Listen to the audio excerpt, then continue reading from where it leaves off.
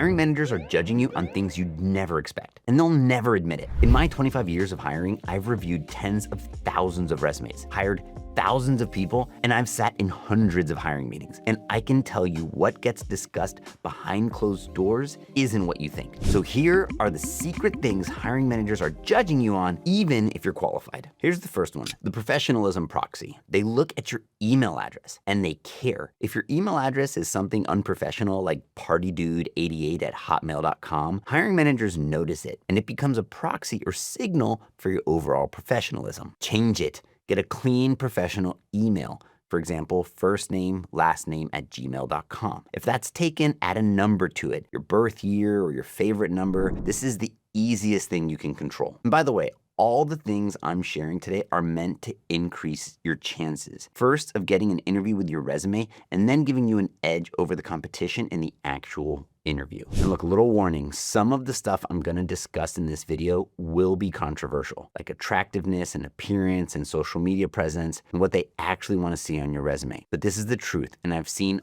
all of them personally. This isn't to say everyone's like this, but people are complicated and they have all sorts of things that inform their hiring, so I want you to be aware. Hiring biases. Everyone has biases and you need to look for them and you need to leverage them. There's familiarity bias, whether you went to the same school, if you're from the same hometown, or if you have friends in common. Cultural biases. This one can be a little controversial. People have cultural biases, and a lot of companies have put processes in place to not allow this to happen, but I don't want to pretend like it's been eliminated everywhere. For example, if your name looks foreign and there are grammar errors in your resume, they might assume English isn't your native language, so make sure there are no mistakes. Again, I'm not saying this always happens, and honestly, there's been a lot of progress on this front, but it does exist, and I'm really just trying to bring awareness here. Like it or not, there are biases in this world. Next is appearance. Let's say you have a photo on your resume. If you have a photo, they will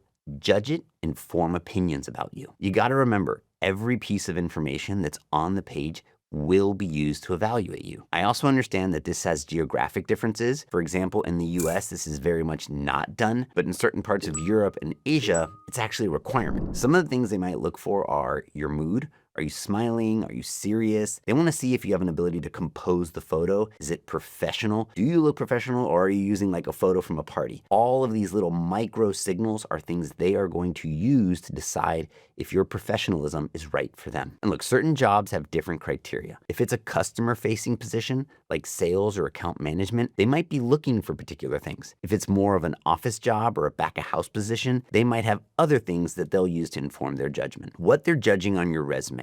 The resume scan, competence versus context. Let's say you make it past the ATS and the real hiring manager is looking at your resume. Now they're either looking for context or competence. Remember, hiring managers want to hire you for what you did, not what you want to do. There's a reason they open the position. They need a person with certain abilities, and ideally, you've shown proof that you already have them. They judge you on your work experience, which is going to be the highest priority. They look at your job titles and the companies you worked at. They want to see that you've done the job before. They're looking for company logos, job titles, and things like that. For example, if you're applying for a job at Lyft, they would love to see that you worked at Uber or a similar company. For them, that's a bullseye. They don't want to have to teach you about the industry or the complexity of the transportation domain. Cultural cues. If you're applying for a startup, they want to see that you've worked at fast-paced, hardworking startups and will probably be looking for that type of language in your resume and cover letter, or at least be looking for some sense that you're capable and excited to be in that environment. Companies you've worked at in the past might be a proxy for this kind of culture fit. Education.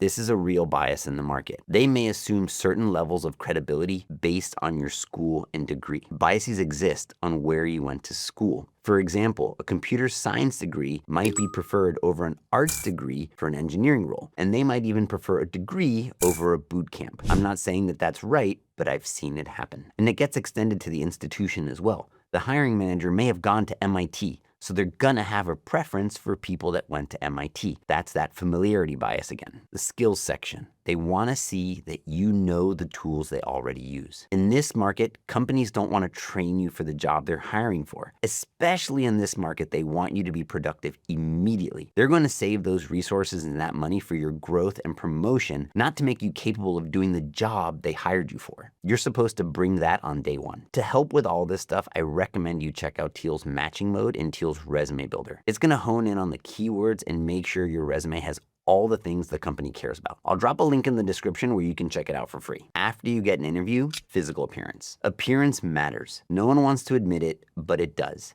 And it really depends on the job and the hiring manager. But again, I'm not talking about universal truths here. I'm talking about some edge cases that exist in the market, and you just may be the unlucky person that's affected by it. So I really want you to be aware. People are going to be attracted to attractive people, but hiring managers are smart enough to know what matters and what doesn't. That's their job. But here's a complex one. Generally, wearing makeup as a female can mean you're more put together and professional. I want to be extra clear. These are not my opinions. These are just things that I have seen in my 25 years of hiring people, and I want to bring awareness. It's up to you if you want to address them or not. These aren't even necessarily recommendations. It's just information that I want you to be able to base your decisions on, because there is a chance that someone is basing their hiring decisions on this kind of stuff. Now, in this same vein, you can go a bit over the top, and it can become a distraction that ultimately hijacks the conversation. Once we had a candidate with over-the-top makeup, incredibly bright eyeshadow and eyeliner, and it was the only thing the hiring manager could talk about. They had such a hard time being able to focus on the content and were super distracted by their appearance. Again, I'm not saying to bottle up who you are, but I do want to bring awareness that these things can happen and can have an effect on whether the hiring manager wants to hire you or not. Look, and for the record, I don't think any of this is fair, and they're not decisions I would make, but they do exist, and I want you to be aware. Now, I want to help you with some solutions so you can know what to do and look for cultural cues, like the formal versus casual test. You're going to want to adapt to the company's culture, which requires some research. Look at the interviewer's LinkedIn headshot. Is it formal or is it casual? Go to the company's career page and see if they have photos of events or their offices. And you can even use sites like Glassdoor, Blind, or Fishbowl to ask questions about their culture. Oftentimes, people will anonymously talk about the company's culture and what it's like to be there. You can use all that to inform how you want to show up. Your goal is for your competence and capabilities to be the focus. If your primary goal is to land the job, your presentation should align with their culture, but you really don't want your appearance to be the dominant topic of their conversation after the interview. Communication style, accent. First, this is biased and illegal, but it does happen. If your accent is perceived as too thick, hiring managers might decide on another candidate. They're going to call it better communication style to cover the bias. And while you can't change your heritage,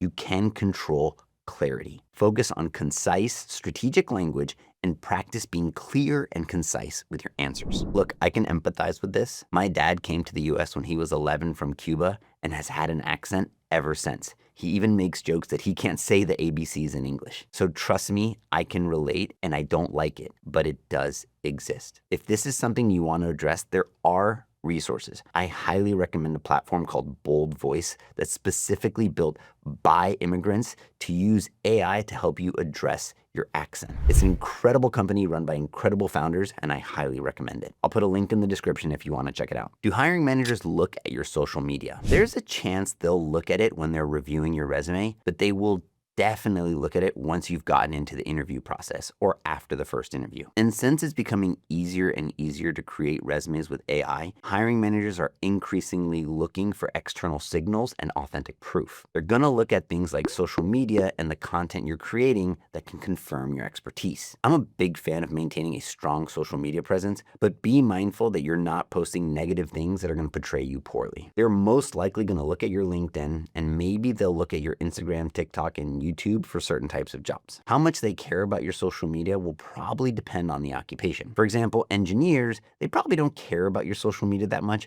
but they will look at your GitHub profile. especially if you share the link. Marketers, they probably do care about your socials. They're gonna wanna go see how you run your own Instagram and how your professional presence shows up. Your social presence is a direct signal for your professional competence. Or designers, it's somewhere in the middle. You're definitely gonna need a website with a portfolio, but they may not care as much about your social profiles. Here's a quick check you can do on your LinkedIn. If you're past the initial screen, they will look at it, and they're gonna look at your feed, and they're probably gonna look at your shared contacts. So be mindful of your activity on the platform. By the way, I'm sharing a video on how to search and land jobs on LinkedIn, including how to optimize your profile. So subscribe so you don't miss that one. Your Zoom background. The dirty secret is hiring managers are generally looking back there and they're judging everything, even that takeout that's on your couch from yesterday. No, it's not fair and it has nothing to do with your ability to do the job, but they might see it as a proxy for how you show up professionally and tend to yourself. Look, there's a simple solution.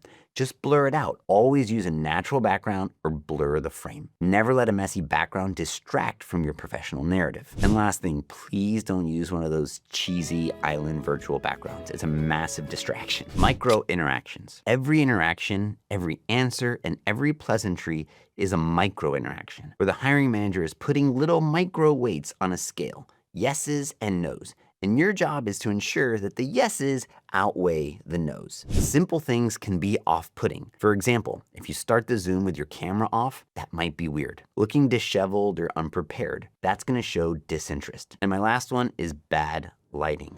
You don't want to look like one of those people whose identity is trying to be hidden in a crime documentary. Just show up with bright light and make sure that they see you well. Here's a tip for that. Do not sit in front of a window. It will throw off the camera's lighting balance. Always try to sit in a well-lit space so they see you properly in the video. I understand these can be shocking, but they're true. And I've learned them all from being on the other side of the story and hiring thousands of people. Here's a video that you can watch in just about 20 minutes that explains everything I've learned about the job search over my 25 years of hiring. Presence and energy. The very first thing a hiring manager notices is your presence and energy. What they're looking for is confidence versus disinterest. Do you look excited to be there, or are you bothered and low energy? Clarity and conciseness. Can you be strategic with your language? If you're too short, that signals a lack of interest and poor communication skills.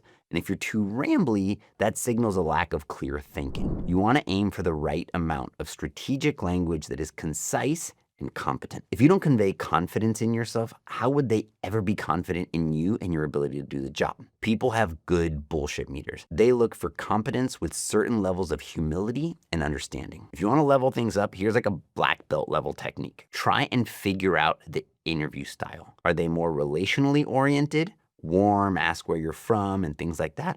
Or are they more competence oriented? They jump straight into credentialing and understanding your capabilities. If you can, you want to try to understand that and adapt on the spot. What I mean by that, if they're relationally oriented, talk about where you're from, talk about what you did on the weekend, and things you're comfortable sharing. If they're more competence oriented, cut the fluff and get straight into your credentials and your capabilities. The follow-up test. Did you send a thank you email? Some people don't care, but some people will absolutely be offended if you don't. Did you ask pleasantries like how are you or how are you doing, or jump straight into business? People are gonna notice that. Some people are gonna appreciate it and some people aren't. It's hard to know what certain people are looking for as cues of whether they want to hire you or not. But like I said, you can try and use some of these techniques to understand what matters to the interview and adapt your strategy as you go through the interview. Some of these techniques start to be a little more advanced, but with the right amount of practice, you can do this. And best of all, these are skills that you'll be able to leverage for other parts of your career